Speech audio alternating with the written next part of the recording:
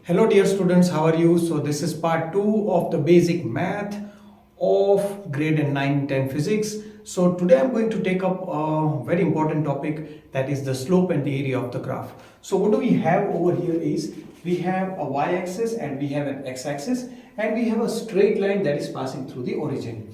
Now there are 2 points which are given over here. Now this point has coordinates x1, y1. This point has coordinate x2, y2. So if I drop a perpendicular line, this becomes x2. If I drop a perpendicular line, this becomes x1. Dropping a perpendicular line on y-axis, this is y1. Dropping a perpendicular line, this becomes y2. Okay. Now this angle with the positive x-axis in anti-clockwise direction, that means this is our x-axis, and with respect to x-axis, if I go in anti-clockwise direction like this, the angle subtended by this graph, by this line with respect to x-axis is theta. Now we know that if this point is x1, if this point is x1 and if this point is x2, this difference is going to be x2 minus x1, so this gap is x2 minus x1. In the same way, this part is y1 and this part is y2. So that means if I talk about this part from here to here, this gap is y2 minus y1. Okay, so now I can see a very small triangle over here, and this angle will also be theta. That is due to the fact that this line and this line are parallel, so these two becomes the corresponding angle. Okay, now what do you mean by the slope of the graph? The slope is defined as y2 minus y1 upon x2 minus x1. This is basically the change in y-axis upon the change in x-axis. So this is how we represent the slope. Now over here, y2 minus y1 is this gap and x2 minus x1 is this gap. You know the identity in maths that tan theta, the tangent of the angle theta, is perpendicular upon base. So this part becomes the base, this part becomes the perpendicular. So from this triangle, if I find out tan theta, I will get the answer as delta y by delta x, or that is also equal to y2 minus y1 upon x2 minus x1. So basically the slope of the graph is y2 minus y1 upon x2 minus x1, or that is also equal to tan theta. Now it may be possible that theta is acute. It may be possible that theta is obtuse, and that is possible if this graph is somewhat like this. So if I may consider that your line may be something like this, then with respect to positive x-axis, if you go the angle in anti-clockwise direction, this is theta, and that may be obtuse angle. In this case it is acute angle. The third case is theta may be 0 degree, and the fourth case that theta may be 90 degree. Okay, so what I'm trying to say is, I'm trying to say something like this, that it may be possible that your line can be like this, and this line is parallel to positive x-axis. So with respect to positive x-axis, over here the theta is 0 degree because these two are parallel. Here the theta is obtuse, and the last part, the line may be like this. With respect to plus x-axis, if I go in anti-clockwise direction, I'm going to get theta as 90 degree.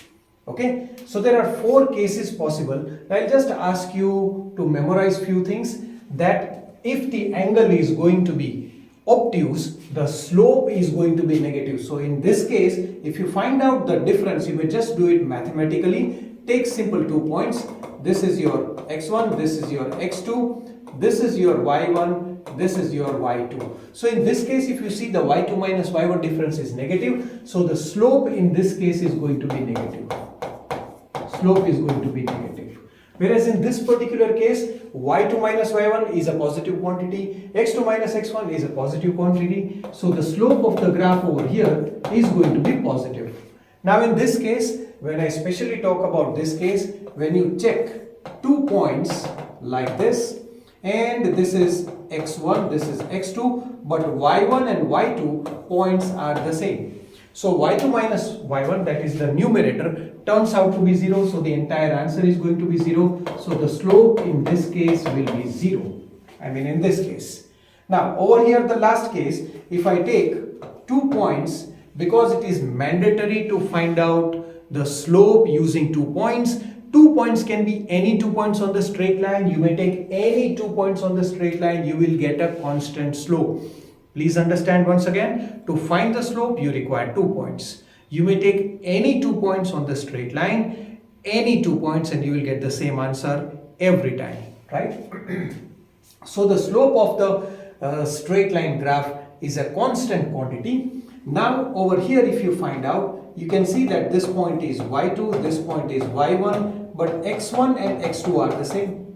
So what is going to happen here? The denominator is going to be 0. So the answer turns out to be infinite, because any finite number divided by 0 turns out to be infinity. So the slope over here, I am going to mention it as infinite. Or you may also remember that tan of any acute angle is positive, tan of any obtuse angle is negative, tan of 0 is 0, or tan of 90 degrees infinite. That is also the short trick to remember.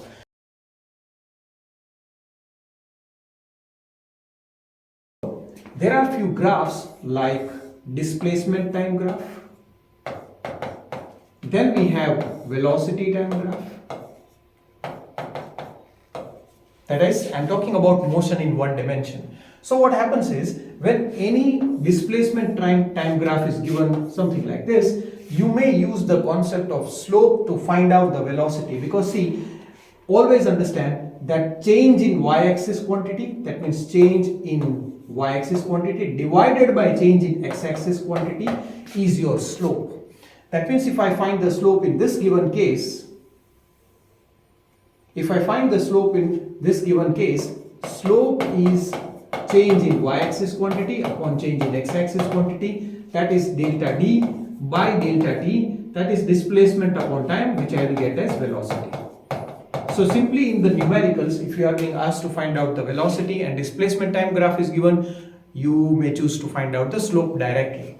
Now over here, if I again find out the slope is equal to delta y, that is change in y-axis divided by change in x-axis quantity. Y-axis corresponds to the velocity, so simply y is replaced by v and x is replaced by the time. So this is change in velocity upon time, that is acceleration. So this is how some of the things in physics you may find out with the help of the slope.